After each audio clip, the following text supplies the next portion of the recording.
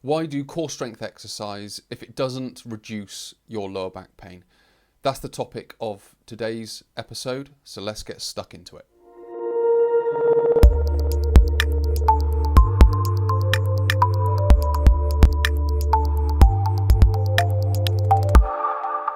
Welcome to this episode where we're going to be answering a question that I have been asked in the past regarding core strengthening exercises, because it is touted out there as a way of reducing lower back pain, but it doesn't necessarily reduce lower back pain, it does other things. So if we want to reduce lower back pain, why do we do core strength exercise? And it's a very good question, because I have said that in the past, that core strengthening exercise doesn't necessarily reduce lower back pain. So part one, we will start with what core strength exercise is there to do. And then what that will start to highlight is its role within lower back pain, because it does have its role. It just might not be the role that you think of. So when we go onto social media, whichever platform it may be, there are 3 exercises to do that will prevent your lower back pain, or whatever it may be. There will be something to that in that regard. Now, when we look at lower back pain, we have to understand that there are triggers to it.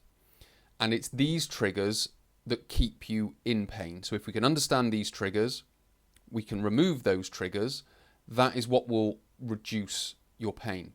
So core strengthening has its use, but if you don't remove the triggers, there's always going to be sort of that underlying undercurrent of pain that will be there. So core strengthening exercises are all about your ability and capacity to tolerate load. So load going through the torso, load going potentially onto the spine. Now that's more of a minimization of risk of it coming back in the future, and an ability and a margin of error is, I suppose, the other way to describe it. So it gives you a greater margin of error before it comes back, and it reduces its risk of coming back. There is no way of preventing it. There is no core that will be strong enough so it never has low back pain, because there are plenty of strong people that have strong muscles and potentially a strong core, and they still have lower back pain. It could be because a vertebra has fractured, which has happened due to exercise, because they load the spine so much. Vertebrae fracture, discs bulge and herniate, they irritate nerves, and but they've got very strong muscles. That's documented in a book back here called Gift of Injury, where that happens to a powerlifter. So he's a powerlifter, you would expect strong core, strong muscles. If that logic is applied, he's strong. Why has he got lower back pain? Because when you have a strong core, you don't have lower back pain. That's what's generally touted. So for this part, it's all about the minimization of risk. Now, with that said, and again, this isn't necessarily a core strength, this is more a core stability, spine stability scenario. So if there is a micro movement in the spine, so there's some laxity in the disc and the segment, so the vertebra, the disc and the vertebra, which would be known as a segment. If there's a bit of laxity in the disc and there's a little micro movement between the vertebra because of the disc, the core muscles, if they are activating correctly, they will help stabilize that micro movement, because the micro movement can cause and trigger pain. And if the muscles activate properly, then that micro movement can be managed, and then the pain won't necessarily come out. But that's not core strength, because that doesn't depend on how strong your core is and your core muscles are. That depends on how well they fire and when they fire, and the balance of the muscular between left and right, front and back, depending on the micro movement. So what we have to understand is that core strength per se doesn't reduce lower back pain. It's more to do with ability to tolerate load and building a margin of error so it doesn't come back as quickly in the future. Secondly, let's talk a little bit about these triggers. So I've talked about the removal of the triggers. So triggers, could be a micro movement, which is an instability through the spine, and then the muscles can stabilize that by activating. It could be a posture. It could be a seated posture, could be a standing posture, could be technique used within an exercise. It could be the load that's used. So it could be lifting a heavy box. It could be not necessarily the load, but the repetitive nature to a movement of lifting a load. So there are all these different movements, postures, positions, loads, repetition, duration. All of these things can sort of build together and are all variables that can trigger pain. And as I mentioned before, it's the removal or minimization of these. And by minimization, I mean not getting to the threshold.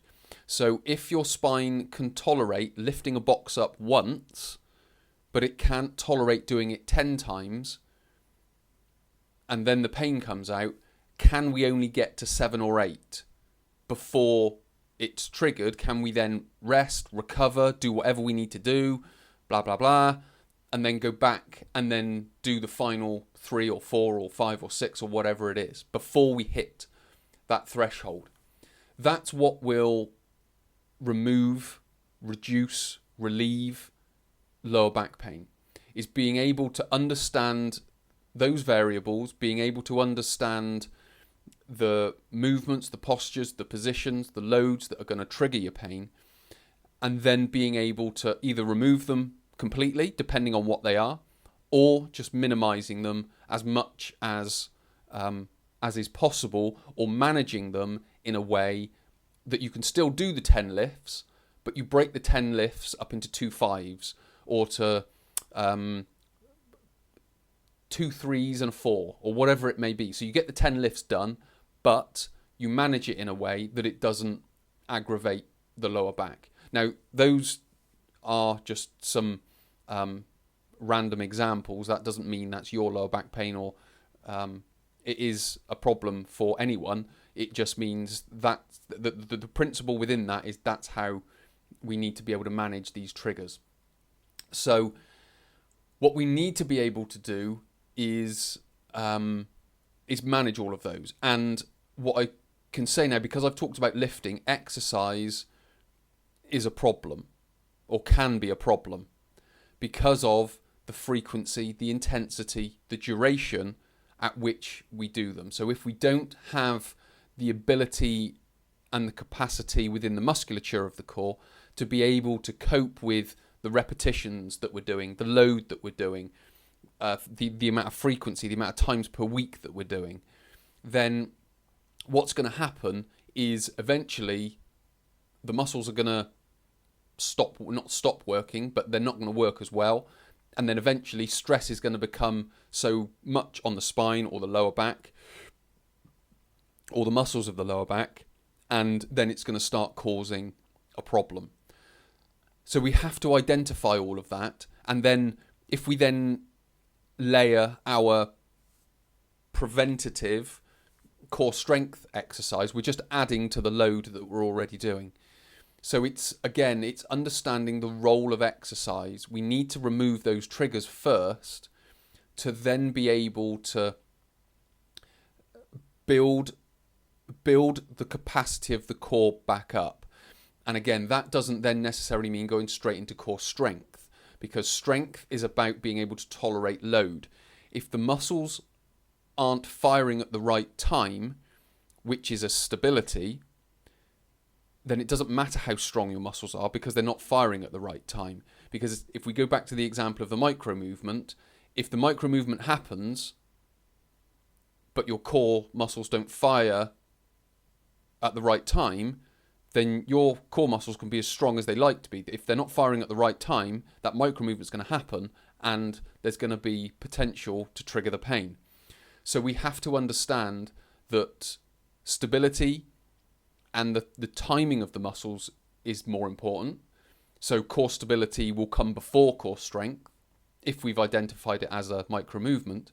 And then we have the core endurance, which is the ability for it to keep firing at the right time without fatiguing. Because again, if we need to lift that box 10 times, but our core muscles can only manage 8, then we need to build that capacity up to 10, which is where endurance comes in. And then core strength is the next part to that, which is the ability to tolerate more load. So it's not that we're lifting the box now, it's now that we're lifting a very heavy box and the ability to tolerate that. And if you go to the links below, that will go through to my how to overcome lower back pain online consultation and coaching.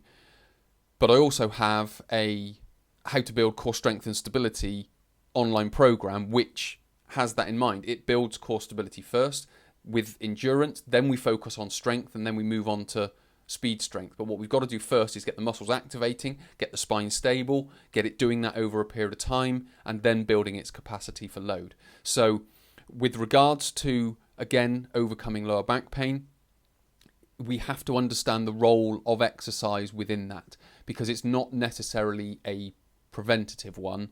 It's more a minimization of risk and ability to tolerate load, and that doesn't necessarily come at the start of a program. So to go full circle and sort of bring us back to the core strength and what it's used for, is we understand what the exercise is now: stability, endurance, strength. We've talked about the triggers. So how we use exercise is, as we come to an understanding of the triggers and we start putting everyday practical postural habits, like movement habits, correcting those, as we start putting that in place and we start taking away the triggers, we can start then putting in, with exercise, those components of core stability, of core endurance, of core strength, and building the core back up. But if we just go, as I mentioned at the start, if we just go with the exercise, we've always got at the foundation of that, we've got these triggers. So if sitting brings on our pain, and I don't know, let's say 15 minutes worth of sitting, so if you sit down for 15 minutes and your pain comes on, you can have as strong a core as you like. That does not mean that your lower back pain is going to be reduced when you sit for longer than 15 minutes. So we have to come to that understanding. There are limitations to what exercise can do for lower back pain. But if we learn about lower back pain, if we learn about the role of exercise within that, then we can start using exercise to our advantage rather than our detriment, because there are a lot of people out there who are prescribing exercise as a means of, well, greater health and fitness, but also as a rehabilitation tool. But it's generally not exercise on its own. That is the rehabilitation tool. What is the rehabilitation tool is a greater package of tools, if you will. So the removal of these triggers using postures, position, or modified postures, positions, movements, and loads. So we have to come to that understanding, and that is sort of the long answer to why are we doing core strength if we have lower back pain. Again, if it's used in the right way, it's perfectly fine.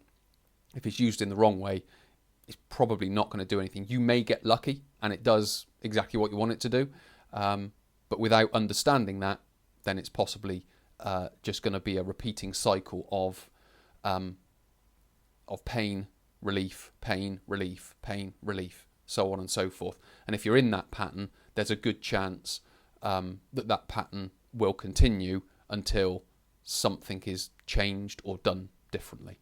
So that is my answer to the question, why are we doing core strength if it doesn't help reduce pain? So many thanks for watching. My name is Chris. I'll speak to you in the next episode.